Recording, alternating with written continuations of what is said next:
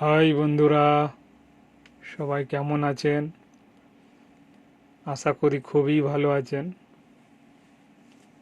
আমি একদিন বাড়ি গিয়েছিলাম, তো বাড়ির চারপাশের দৃশ্যটা আপনাদের দেখানোর জন্য আমি তুলে এনেছি, ভিডিও করে এনেছি। প্লিজ আপনারা একটু ধৈর্য সহকারে দেখুন সম্পূর্ণ ভিডিওটা। চারিদিকে শুধু গাছ আর গাছ, পুকুর আছে। এই গাছটা আমি লাগিয়েছিলাম আম গাছ, পাশে আছে কলা গাছ। কলা গাছটা অবশ্য মা লাগিয়েছিল। এই যে আম গাছটা দেখতে পাচ্ছেন, এই আম গাছটা এখন আম হচ্ছে। কলা গাছেও কলা হয়, তো এখন কলা নেই, যদিও হয়নি। বড় বড় কলা গাছ। এটা অবশ্য কাঁচকলার গাছ। চারিপাশটা আপনাদের ঘুরিয়ে ফিরিয়ে দেখাচ্ছি। বাড়ি গিয়েছিলাম, অনেকদিন বাড়ি যাওয়া হয়নি, একদিন গিয়েছিলাম, সেই ভিডিওটা আপনাদের শেয়ার করছি। এই আম গাছ, এই যে আম গাছটা আপনাদের দেখাচ্ছি, এই আম গাছটা অ্যাকচুয়ালি 12 মাসি আম গাছ। প্রচণ্ড টক আম, মানে এটা টকের জন্যে আম গাছটা সঠিক। মানে এতটুকু মিষ্টি থাকে না, এত টক, মানে আমি তো খেতেই পারি না, বাপরে বাপ। কিন্তু আম প্রচুর ফলে, প্রচুর আম হয় এই গাছটায়। মুকুল হয়েছে, মুকুলের পরে আম আসে, একদিকে আম হচ্ছে আবার মুকুল আসে, এইভাবেই আম গাছটায় আম হয়, মানে প্রচুর আম হয়।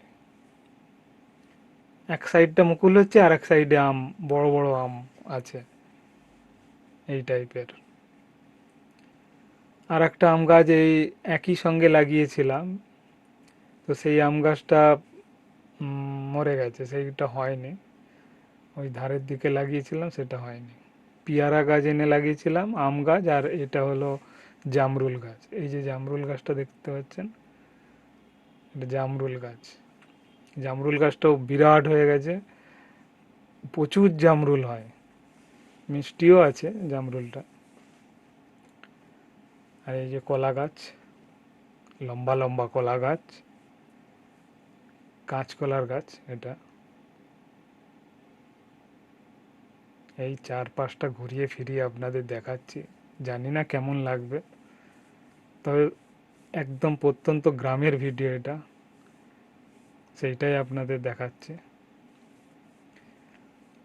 এই যে মা লাগিয়েছে কি শাক,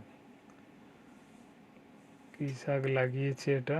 তারপর টমেটো আরও হয়ে আছে। বাড়িতে কিছু গাছ লাগাই, সেইগুলোই তুলে খাই। তো সারা বছর হয় না, সামান্যটুকু লাগাই আর কি। এই গাছটা দেখতে পাচ্ছেন, আম গাছ, এই একটা আম গাছ লাগিয়েছি, প্রচুর মুকুল এসেছে, দেখতে পাচ্ছেন প্রচুর মুকুল, পুরো গাছ ভেঙে পড়েছে, এত মুকুল। কিন্তু আমার একটা দাদা বলে গিয়েছে, এসেছিল, বলছে এই আম গাছটা কেটে দিতে। আমি কেন? বলছে যে এই গাছে আম হবে না। কারণ আমার দাদার হচ্ছে আম বাগান আছে নদিয়া জেলাতে, বিরোহী, বিরোহীতে থাকে আমার দাদা। সে দাদা বলেছে যে ওই গাছে আম হবে না, কেটে ফেলবে। তা আমরা এখনই কাটছি না, দেখি আরও কিছুদিন।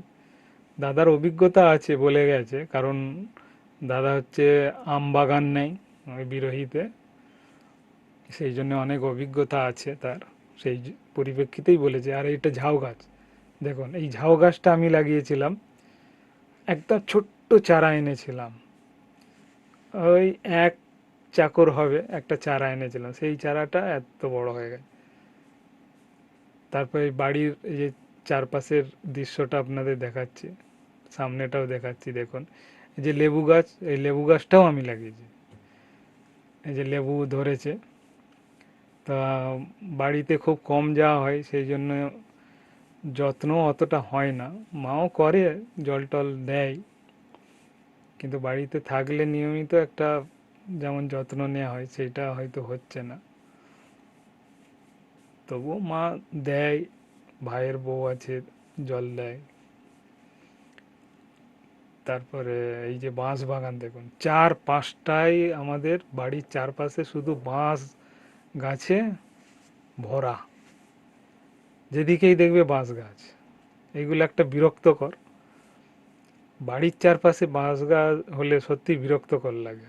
সাপ উঠে আসে জানেন, এই বাঁশ বেয়ে বেয়ে সাপ ঘরের মধ্যে চলে যায়। এগুলো অন্য লোকেদের বাঁশ গাছ, তারা বাঁশ গাছ লাগিয়ে রেখেছে তো ওদের জায়গাতেই, কিন্তু বাঁশ গাছ কি আর মানবে? সে তো এদিক ওদিক চলেই যায়। কতবার বলা হয়েছে যে কাটতে, কেউ কথা শোনে না, কাটেও না।